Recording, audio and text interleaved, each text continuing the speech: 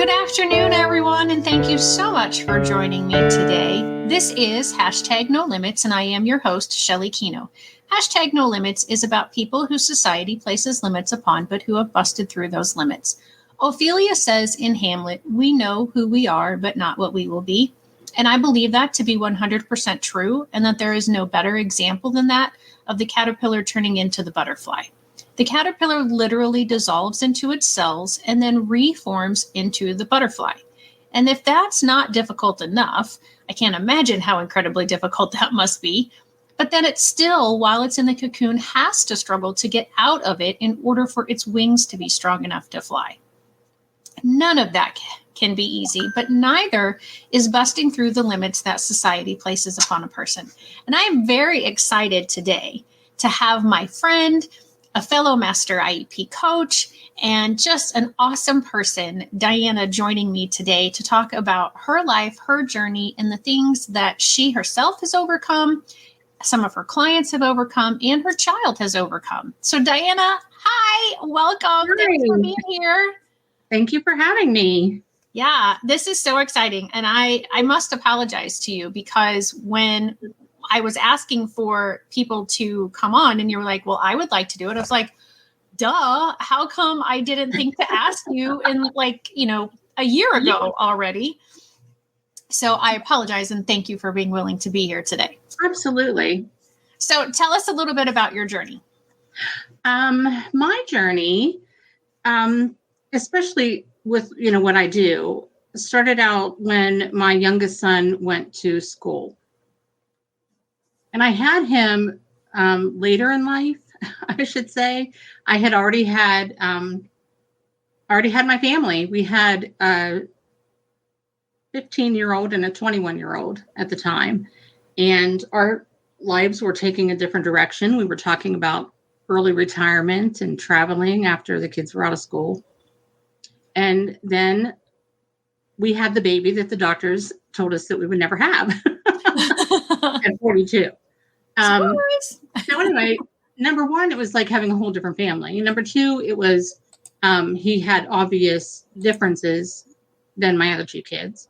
He was unique and special little bundle that we had to learn, how to be with. And so when he started it into school, it was obvious that he had some things that needed attention. And the school brought it to my attention and said that they wanted to evaluate him. And I had no education at all on IEPs. I had never even heard the word IEP. I had never heard about any of the supports and things that he could get. When I went to school way back in the 70s and 80s, special education was a room down the hall. Mm-hmm. It was not something that the kids did together. Right. So immediately I just was frozen in fear that my cute, adorable little kid was going to have to be in that room down the hall, but it wasn't like that at all. And we had some really good people that could help us, right away understand what he needed and how they were going to give it to him. He started out in the public school, in our neighborhood school, and that turned into like a year and a half through kindergarten, and halfway into first grade, we realized that wasn't gonna work. So they moved him into the school, the same district, elementary school, that has the autism support classroom and a specialized program. And when he went in there, he did really great. That was like at the end of first grade. And then during that summer, the teacher that ran that program took a principal position in another district. And so 2 days before we were supposed to start back into school, we found out that he'd have a new teacher who was fresh out of college. And autism and different is not, they don't go together. Like whenever you present something different to them, if they lose their routine and they have to learn something different, it really throws, a stick in their spokes. So that next year was really, really bad. The teacher had to learn him. He had to learn the teacher.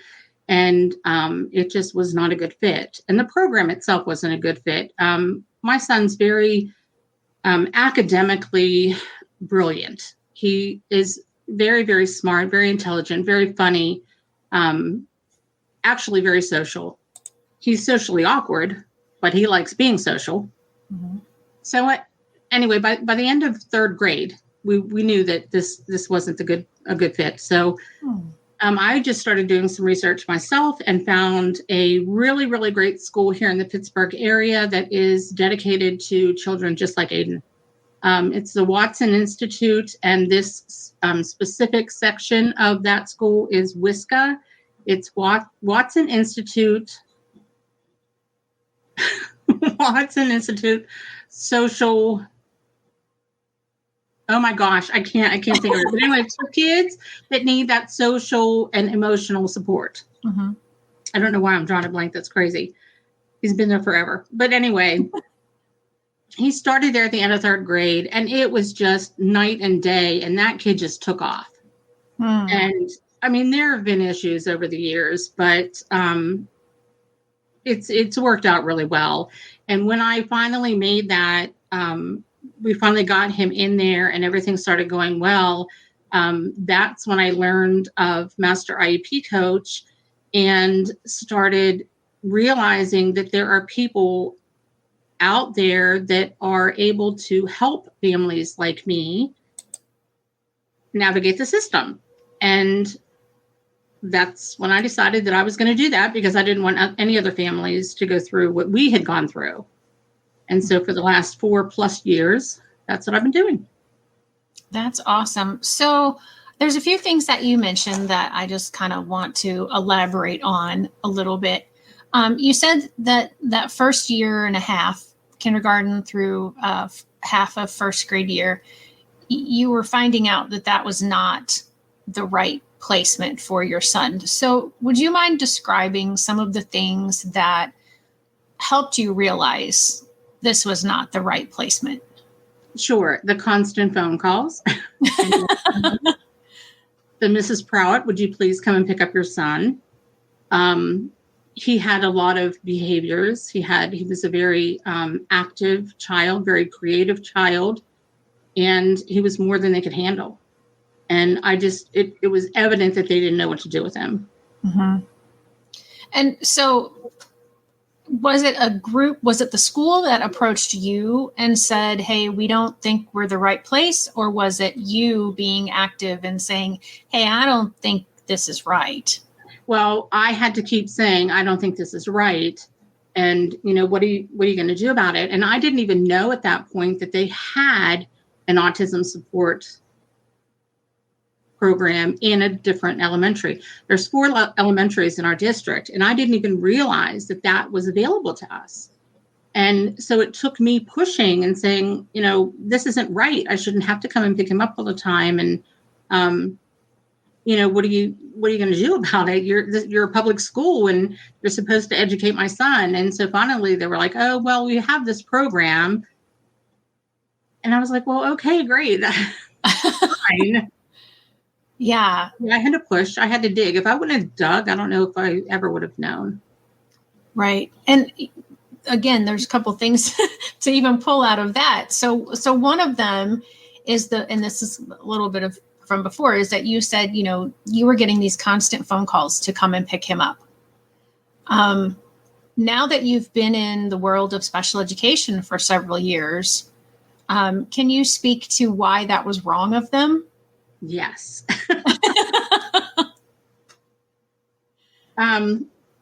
There's a lot that's wrong with that. But what I feel is most wrong with that is our kids are promised a free and appropriate public education. And that's something that, and I actually just published a blog post on this week. Oh, perfect. Yeah, it fits in really well. But all kids are promised a free, appropriate public education through the law, whether you have a disability or not. And it's different for kids with a disability. They have protections under the law that are there to support them in that education. And the school has a responsibility to provide them that support so that they can get that education. And if they're not providing that support that they can access their education, then they're failing to uphold their promise to our kids that they're going to be educated. So I got off track. So anyway. Why was it inappropriate for them to constantly call you and say to pick on that they were putting it on me? They had the responsibility to support him. They had the responsibility to educate him. And having me come and get him was not only, taxing me, because I worked. I had a full-time corporate position, and I had to leave constantly. So that was taxing on me as a parent, and my job. It really affected that. But he's not getting an education because I'm not a teacher. I have no idea how to educate children. I hadn't been around little children for a very long time because my kids were already grown, right. My older kids. And so it was very inappropriate that they're just not educating this kid and not taking that responsibility. Yeah. And if along those lines, if you're having a parent come and pick up a child all the time, that's a suspension. That's actually a suspension. Yes. And they need to document that and treat it as a suspension. Right, exactly. And so I had posted a few minutes ago that Fran was joining us live from Southern Illinois, and she said, unfortunately, parents often get dumped on when they don't want or know what to do. True. We do not have the resources. I didn't have the education.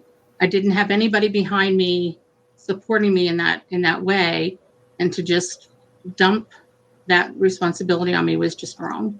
Yeah. And what you just said about the fact that every time you had to come and pick him up, technically that should have been marked in the discipline records as a suspension. And I can just hear parents going, but I don't want my kid to have suspensions on their record.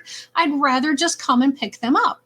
But can you explain why that's bad in the long run? Well, I mean, I know why I think it's bad, but well, why do you think it's bad? Because that's evidence, that's documentation that your child has an issue. Yep. That there's a problem there. There's something broken, either in not really something broken with the child, but I mean, there's an issue that needs addressed. There's some support there that needs to be given, and there's a problem in the school that they're not acknowledging. They have to, by law, acknowledge when they even think and suspect that a child has a disability, they have to evaluate that child to see if they need that extra support.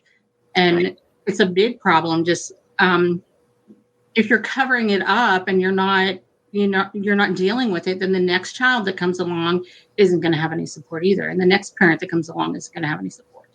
Right, exactly. And not only is it a free, appropriate public education for academics, it also encompasses behaviors and social emotional. Exactly. And so, exactly what you just said. If they are not acknowledging that there is something happening, some sort of a skill deficit, some sort of a sensory deficit, whatever it is, because we don't have these discipline issues. We just send them home. Well, no, that's part of your responsibility. And they are shirking their responsibility when they say, well, we don't have the staff to take care of this, or we don't have the training to take care of this. Well, that's what the law says you're supposed to do as a public education provider. It does not say that there is no law that parents have to have certain training or have to provide certain things, but the school is mandated to do so.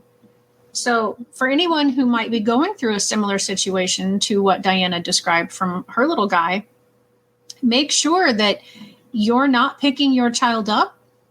And if they absolutely refuse to let them go back to class or do anything, and they just absolutely insist, then you tell them that I want it marked down as a suspension. Yes. And there are steps. If they get suspended so many days in a row, then there are more things that have to be done. But that's a whole nother episode. So getting all of these phone calls, and then you pushed And then you said, he had a great year. And then unfortunately, this teacher moved on to a different position. And then he was back in that, this is a change. And he never sounded like he recovered from that change. Right. And it wasn't just the change for him. The teacher that took over is a wonderful person. She had the best intentions. She was fresh out of college and very excited about helping these kids. Mm-hmm. I don't feel that she had the equipment. I don't feel that she had the resources that she needed. I think they just threw her in to the pool and said swim. And unfortunately, a lot of kids, not just my son, were affected by that. She is still with that school 7 years later, and she's wonderful. I have friends and clients that are in that program, and their kids are doing very well. I really think at that point it was just a failure on the district to support her, because teachers, if they don't have what they need to be able to support the kids, then that's another failure on the school district. Right. Yeah. And I'm really happy that you brought that up. And I want to really emphasize the point that she really was a good teacher, and she really wanted to do the best that she could possibly do for her students, but she didn't have the background support. Right. And the background resources, and maybe some of the background knowledge that she needed in order to do everything that she would have wanted to do for the students. And being a fresh out of college teacher can be a really great thing because of the new perspective and the energy and the excitement that comes with that, and the new knowledge that may have been out compared to when the last teacher was there. But in a lot of cases, you also have this is my first job. I don't know what I can ask for. I don't know what I should stand up for, or I'm scared to stand up because I want to keep this job, And so I want people to understand that it's not, we often blame the teachers. And I think that we need to maybe shift some of that focus to, like, as you said, the district failed. It wasn't the teacher. It was the district that wasn't providing the support that she needed, or the resources that she needed, or maybe extra training that she could have used. Exactly. So Fran says she was told she had to pick up her son because they didn't want to change him. And again, that's not keeping him in the least restrictive environment. That's a little different than the behavioral side of it, but they're not providing him an appropriate education if they're sending him home. Now, maybe, have you come and change him and leave him there would have been better, but still, that's still their responsibility to take care of those kinds of things. So now he's in middle school or high school? He is a 10th grader. He is in high school. Wow. I know. And we did something really unique this year with his placement. He has been in the Therapeutic Day School, WISCA, for 7 years now. And this year we started him into a vocational school. It's a career and technical college that has a program for high school students to come in, and from 10th, 11th, and 12th grade, they can come in and take these classes. And no other child in our district has ever had that opportunity. They have never even thought of taking a child from a Therapeutic Day School and dually enrolling him in the VOTEC classes.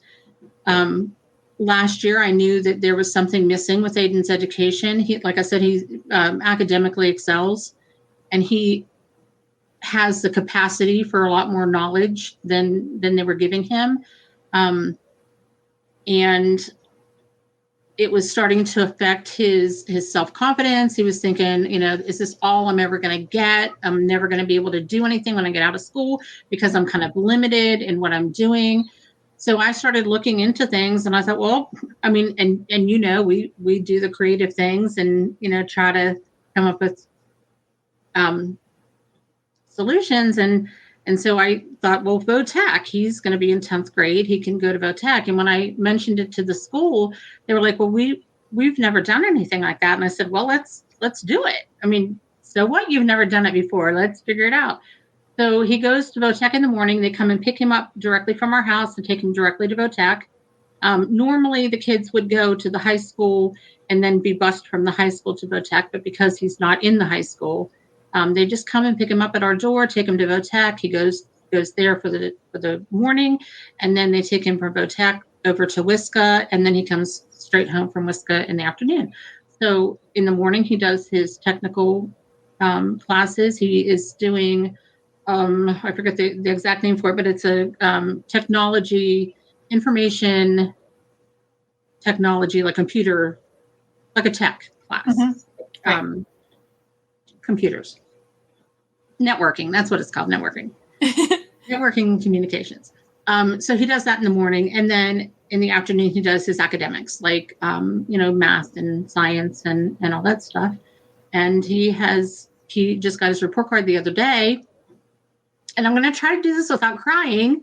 Aiden was really struggling the past couple of years, not because he wasn't smart, but because he was just having all these other issues. And he got all A's and B's on his report card from WISCA. Hey. And he got straight A's from the VOTEC classes. And he has perfect attendance. Wow. And he gets up every morning and goes to school without any problems. And he, his behavior has normalized, or equalized, I want to say, to where it's not an up and down, and we don't have all these fights and struggles. And he now has, instead of being worried about the future, and instead of thinking that, he's always going to have problems, he is now very excited about his future. He turned 16 this week, well, last Wednesday, and now he wants to drive. So he now has a hope for his future. And that's what we want all of our kids to have. Right. We don't want our kids to be limited by their disability. It's not a limitation that you need to accept. This is all you're going to have. This is all you're going to be.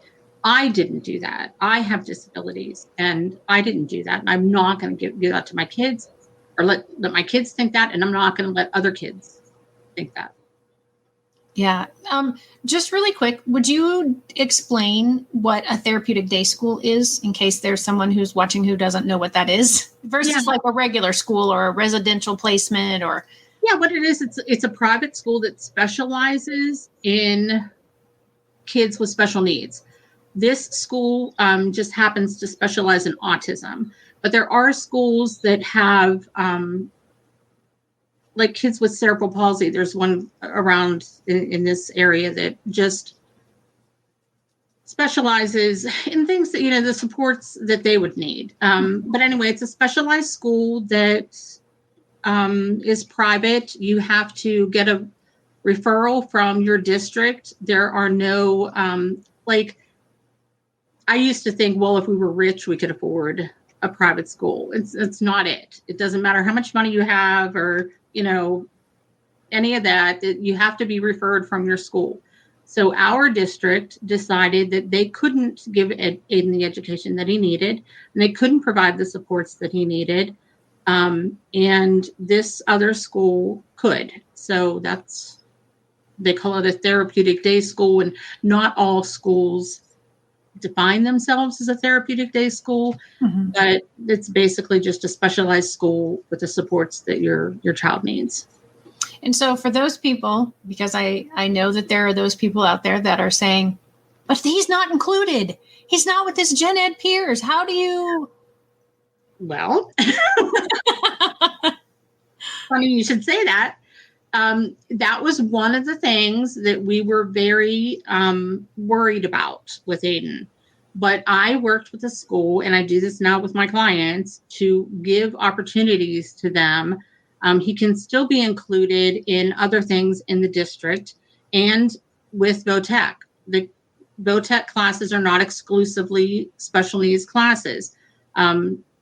Yes, 46% of their kids have IEPs, but 54% don't. So he is included in that way. There are other opportunities that you can look into, clubs and extracurriculars within your district that will include him. There are opportunities out there. Yeah. And while he was there in his middle school years, did he participate in any extracurriculars within the public school that would have been your home district? He did not. I say they're out there, but he did not. Well, that's okay. We offered some things to him. He did have the opportunity, but he chose not to. But we had we did other things as a family and within the community that he was able to have some social opportunities. I think it's really important for every kid to be able to have social opportunities. And as parents, it's our responsibility, to help provide that. But working with the school and having that conversation, what is available? Tell me what's available. And if they say, like I have some clients that want their kids to be to participate in an after-school program. They go to a day school, an out-of-district placement, but the after-school program is in the district. And the district said, no, we're not going to bus him back and forth. Well, we just had to go to them and say, well, it's actually your responsibility to, provide that transportation. But it was a whole thing. But anyway, we got them to understand that, that's their responsibility and it's the kids' right to participate. That's their school. That's their home school, their district school.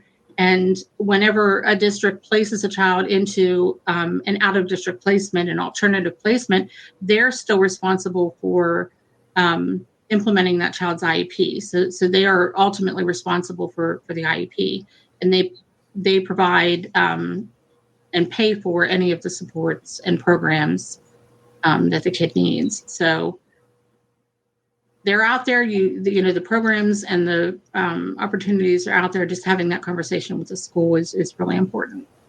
Yeah, and I think that a lot of schools misunderstand that, or maybe it's not a misunderstanding. Maybe it's that they really did not think that they would be responsible for those sorts of things. And I run across that frequently with school districts where they'll be placed somewhere else, and their family will say, well, I'm okay with them being placed at this other spot, but then that other spot doesn't have extracurriculars.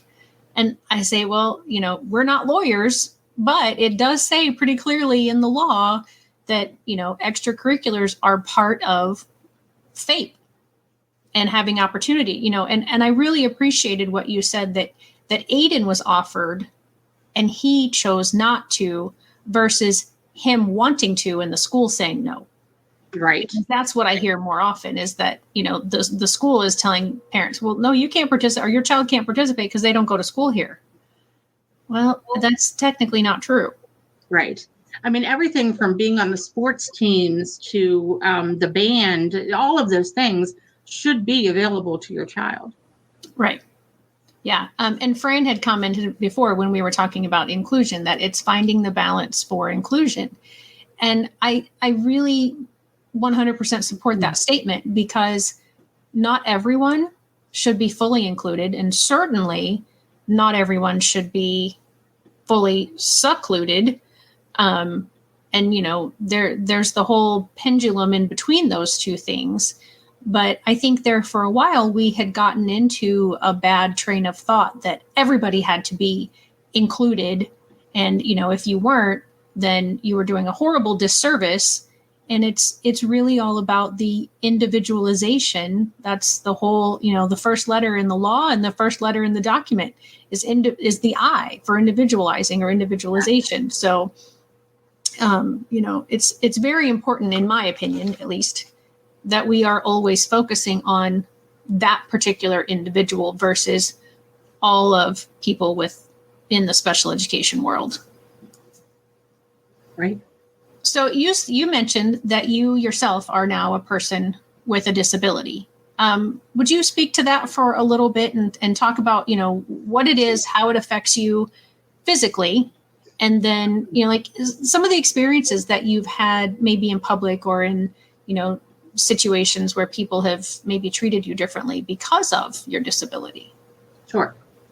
I've always been, since birth, a person with a disability. I have a birth injury that I was a forceps delivery, and they pinched a nerve in my shoulder, and I have limited use of my right arm. Not a lot of people realize that.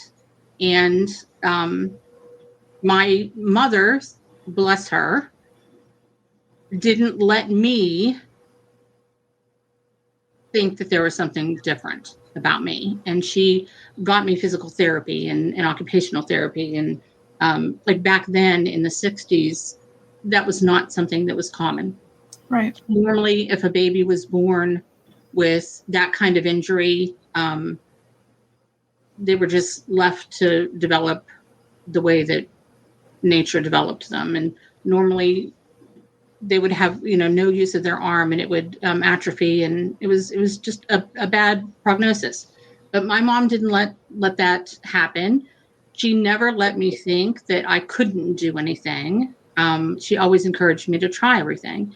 So during, my early years, I just didn't think that anything was wrong. I was just who I was, and everybody accepted that. I didn't run into any issues. Whenever I was in my 20s, after I had my first two kids, I started getting tired all the time, and I was just exhausted all the time. And everybody kept saying, "Oh, it's because you have two young kids, or you have this, that, or the other," and they would try to explain it away. And I had such fatigue that I would just be able to lay on the couch and just watch my kids play. Wow. During the day. It was terrible, and I didn't want to be like that. I was always a very active person. I liked going outside. I liked riding bikes. I liked doing things. And all of a sudden, my body was just like, "You're not doing it. You just have to lay here." And so it took a long time for me to get a diagnosis, and I was diagnosed with Hashimoto's thyroiditis, and goiters on my thyroid. I have nodules on my thyroid that I didn't know that I had. But anyway, it was pretty significant. And so once they started medicating me and they found the right dose, they had to keep increasing the thyroid hormone, I got a little bit better. And so I was able to start doing things that I was, doing before. And so while my kids were, growing a little bit older, I knew that I had limitations. I would tire easily. And, I just knew that I just wasn't up to speed, like as much as I normally was. And I would stumble and fall. I would fall all the time. I mean, I was just always falling down. At one point, Jeff had taken me to the ER 3 times in a week. Oh, because I had fallen 3 times that week, twice in the shower and once on the steps, going up the steps. And so I had bruises all over me. It was so scary because they thought he was abusing me. Right. And here I was just falling down. Well, that continued for like years of me just stumbling and falling. And it became a joke. Like everybody was like, "Oh, you're always falling down, or you have this bruise or that bruise." And then I would start to get like some cognitive issues. Like my head was getting foggy, and I just couldn't form thoughts sometimes, but it would go away. Well, one morning when Aiden was in school with the new teacher out of in the autism support program, and she called me in for a parent-teacher conference, and I got up that morning and got ready, and Jeff had already left for school or left for work, and Aiden had left for school, so there was nobody in the house, so there's nobody really to talk to practice to see if you have a voice. And I go to this parent-teacher conference and I start speaking to this teacher and I sound like I'm drunk. And she can't make sense of me. And I hear words coming out of my mouth and the way they're coming out. And I'm like, what is this? What is going on? And she kept asking me if I was okay. And I'm like, I'm fine. I feel fine. I don't know what's going on up here. So we went through the parent-teacher conference and I went on to work. And I walked into my boss's office to see what had gone on that morning before I got there. And I started speaking to her and she said, what is wrong with you? You have to go to the hospital. So they sent me to the hospital and thought I was having a stroke. And then they did an MRI and it came back with a very, very large growth in the speech center of my brain. Wow. And they were like, no wonder you're having a hard time talking. You shouldn't be able to speak at all. So I'm going to make it really short. I ended up at a specialist in Pittsburgh. He was a brain surgeon, and I was diagnosed with an aggressive glioblastoma, which is fatal. He more or less told me to go home and get my things in order, and that was going to be it. He said, well, I will try to remove it, to see if we can remove it. And so they scheduled what they call an awake craniotomy, where you go in and they put you to sleep, drill a little hole, stick some probes down in there, wake you back up, and then ask you questions and poke around to see when you can answer and when you can't, to see if they could actually go in and take it out.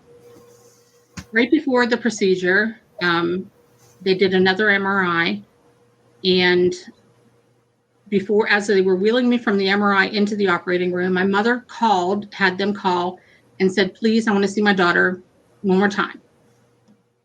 They said, okay. They brought me back to pre-op.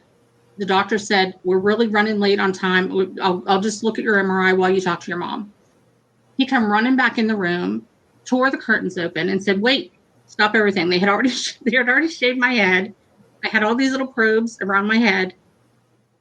They had already started the IV to put me, or to relax me. And he was like, wait, stop the IV. Don't do anything. It shrunk. So an aggressive glioblastoma does not shrink. Okay. So right then we knew that that isn't what it was. Over the course of a few months, we realized that I had MS, because once that shrunk, that it was just a really bad attack, a bad flare. Once that shrunk, they were able to see other areas in my brain that had been affected. But they had never, up until that point, had any indication that I had anything wrong with me. Right. So here I'm in agreement with Fran. Wow. I'm going to have you write my book, because the whole thing was just such a, and I am a woman of faith. I am a Christian. When that happened, when the doctor told me, you have to go home and get your things in order, a calm came over me. And I knew that everything would be okay. I didn't get upset. I just proceeded along that whole day. As they were prepping me for the surgery, I was very calm. Everybody kept saying to me, why aren't you upset? I'm okay. It's fine. And there was a higher power there at work. Yeah. But anyway, that's when I was diagnosed with MS. And then over the years, it comes and it throws me a curveball every now and then and makes my life fun. And sometimes I have to walk with a cane and sometimes I don't. I try not to fall down anymore, but and when I can't form a thought and can't speak, I schedule some time off for myself so that I can rest. I know now not to push myself. I know to take more rest and take better care of myself. But I'm not ever going to let that stop me. My dad had muscular dystrophy when I was growing up. He was diagnosed at 19, and he passed when he was 70, about 13 years ago. And I saw him decline so and become so frail in his health, but he never stopped doing things for the community. He was a founding director of Habitat for Humanity in our area. And I always saw him, volunteering in the community and just doing as much as he could right up until the end. And I knew that I was not going to let that stop me either. So, wow. And Fran says, "Amen." I am a tenacious little thing. Yeah, between that and your faith, I mean, it's no wonder that you're continuing and just pressing forward. Yeah, I mean, I honestly, I had no idea. You and I have, I mean, we don't see each other often, but, I have been around you for 2 or 3 days at a time when we have been together, and I had no idea about the right arm.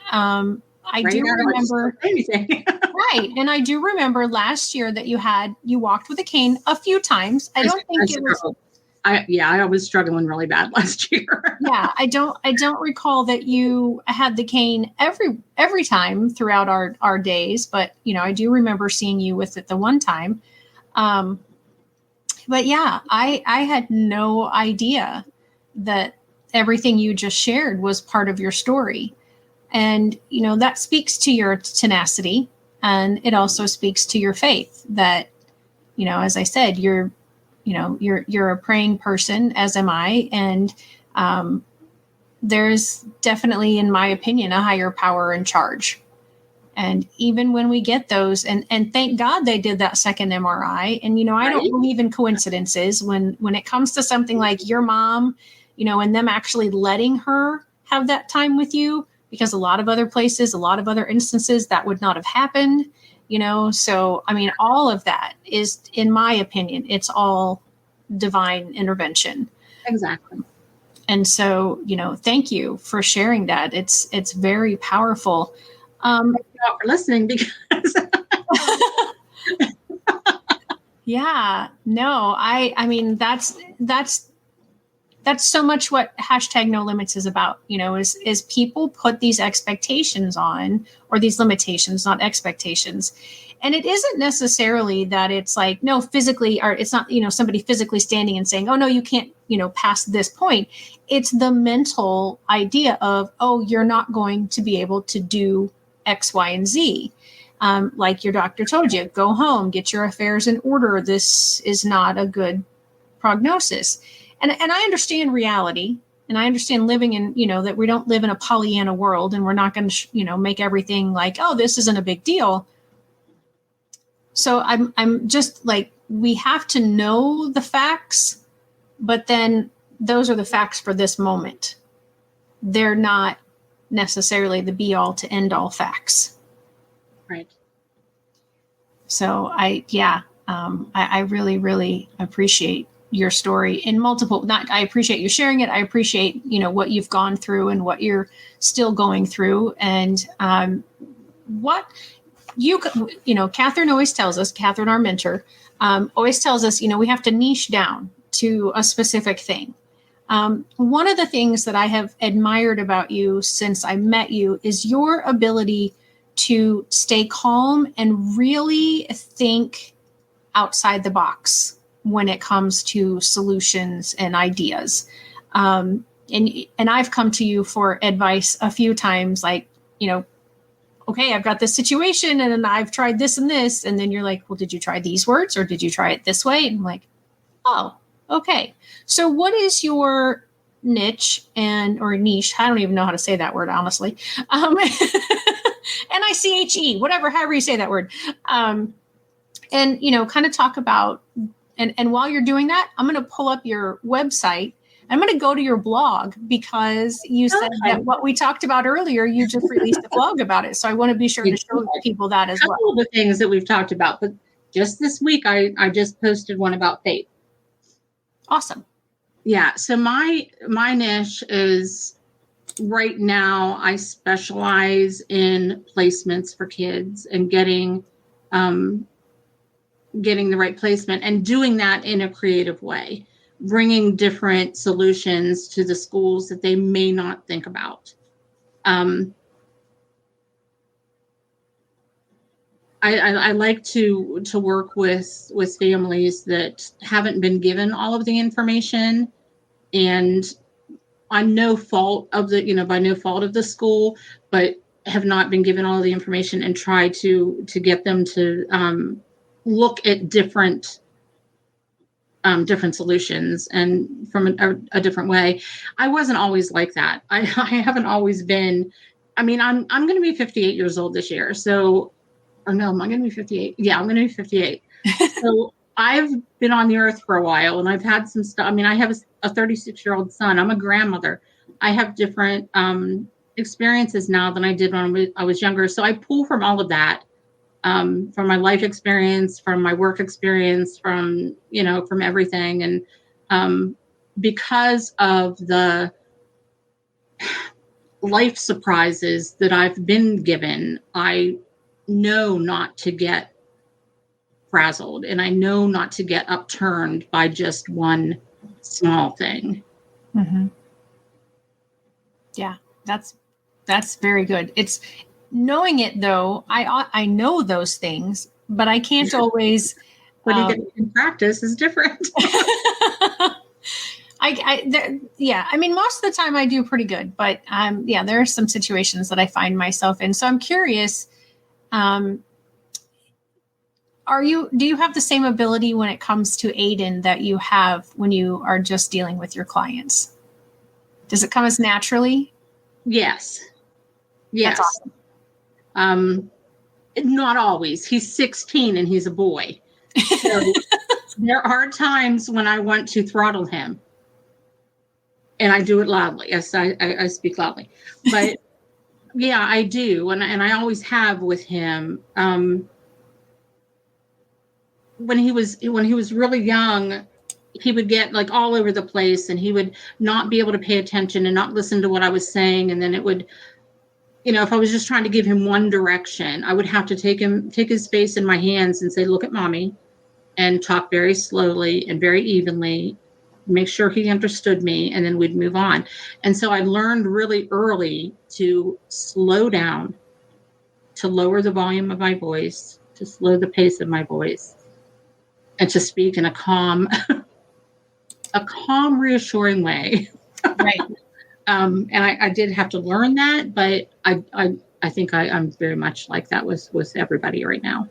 Yeah. And when you go to an IEP meeting for him, are you able to come up with those out of the box ideas as quickly as you can for your clients? The reason I ask is because, because I've heard this before. Yes. And I've heard other IEP coaches say, I can't be the IEP coach for my child. I need to bring someone else with me. It's funny. I was just sitting in an IEP meeting the other day for another client last Friday. And during that, I was helping them, and like we were in a jam, and we were like really getting, making some progress. And during the whole thing, I kept thinking to myself, why can't you be like this? When you're sitting in your own IEP meeting, I'll come to you guys, like I'll put a question out in our, the networking group, and I'll be like, the answer, you could do this for somebody else, but you're having trouble doing it for yourself. Yeah. But no, and I think it's just different when it's, when it's your kid, and you're in a different role. And so yeah, it is different. And no, I'm not always that great.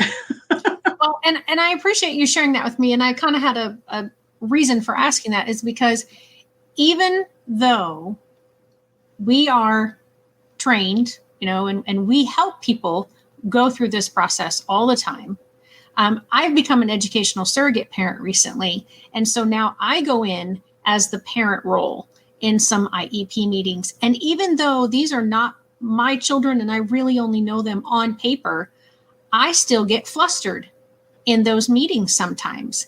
And so the point that I wanted to bring out is, if you and I and all the other master IEP coaches who have children and who experience this when it's their own children get flustered, and we lose our train of thought, and we're not able to think outside the box, then how much more is someone who doesn't have the background that we have?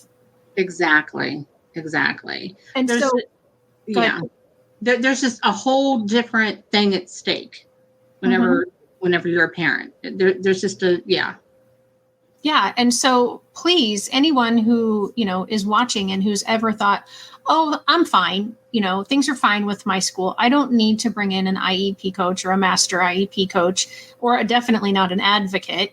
I really want you to hear what Diana and I are saying right now. It's just so valuable to have that other person there. It's like, it's an extra support. It's an extra set of eyes and ears. It's just, someone who has a more objective look at what is happening. Because when it's exactly what you said, I think when it's your own, and for my case, when it's my responsibility, the emotions are different. It is. Yeah. So yeah. And Fran says, it was so much nicer when she had others to come advocate at her daughter's IEP meetings. Yeah. It makes a difference. I think it almost, even if that other person never says a word, it's just like, it just helps you feel stronger. Exactly. I always, recommend, and I'm always saying in my community, take a friend, take your mom, take your neighbor, take somebody, even if they're just sitting there with you. It can be a calming presence. It can be, just a reassurance that you have somebody else on your side, that you're not crazy, that you're listening, you're hearing the same things, and they, maybe they hear something you didn't hear. Maybe they're thinking something you're not thinking. But yeah, just having that person is really important, whether it's physically with you or we attend meetings, most of the time on video, just like we're doing right now. Right. Is I know for me, we did that before COVID came along. Yeah. We did it when it wasn't cool. Exactly. And then all of a sudden it was how everybody does everything. But just having that person, I think is really, really important. And it doesn't have to be that you are in conflict with your team, the other part of the team, when you bring in another person with you. Exactly. You can absolutely have a very solid and sound and collaborative relationship with all the members of the IEP team and still want another person with you because, as you said, that that person is 100% there for you and your child. And you hope that that's the case from the school's part of the team, but sometimes it's not. And sometimes it does just take that other person to say, well, here, I know we already have 7 people at the table, but here's somebody else who sees the child outside of the school setting, and they're seeing some of these behaviors or some of these academic issues. And, here's something that they've tried or that they're thinking about. And it's just a really good idea. And like we said, it doesn't have to be, you don't have to hire one of us, but that's something that I encourage people is just to take somebody with you. Yeah, for sure. Definitely. Well, we're getting close to the end.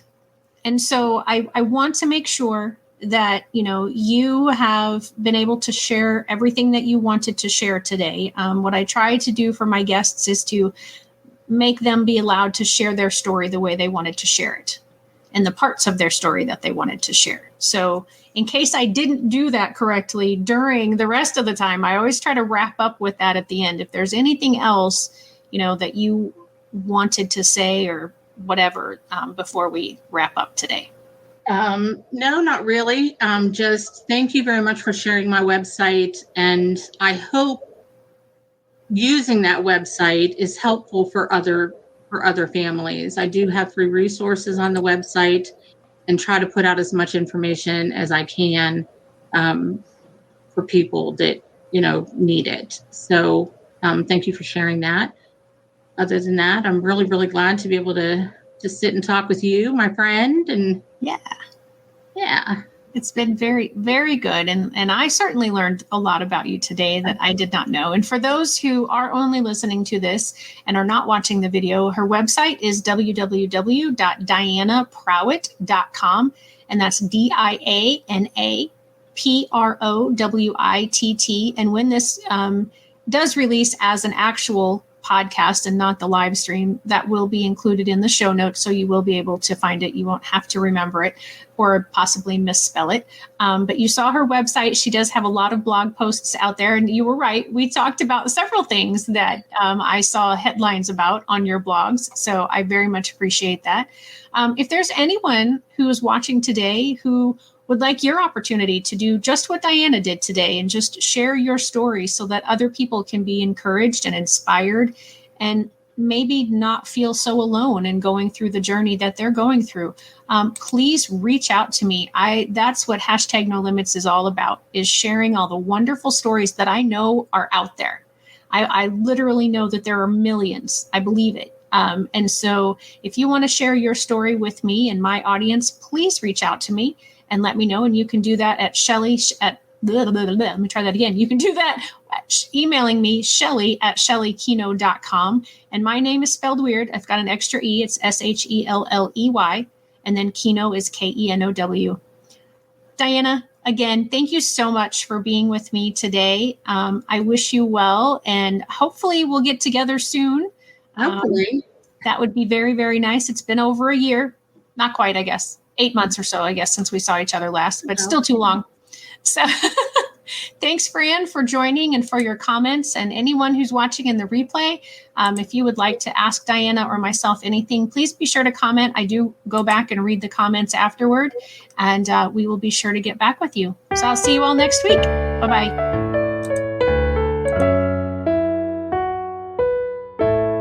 Hey, parents and teachers, are you tired of IEP meetings that feel like a battle? Let's put an end to the tension and create a collaborative, calm, and respectful environment together. Shelley Keno, your go-to IEP consultant, can transform your meetings into positive and productive experiences. With Shelley Keno, your child is her top priority, your voice is heard, and you become confident.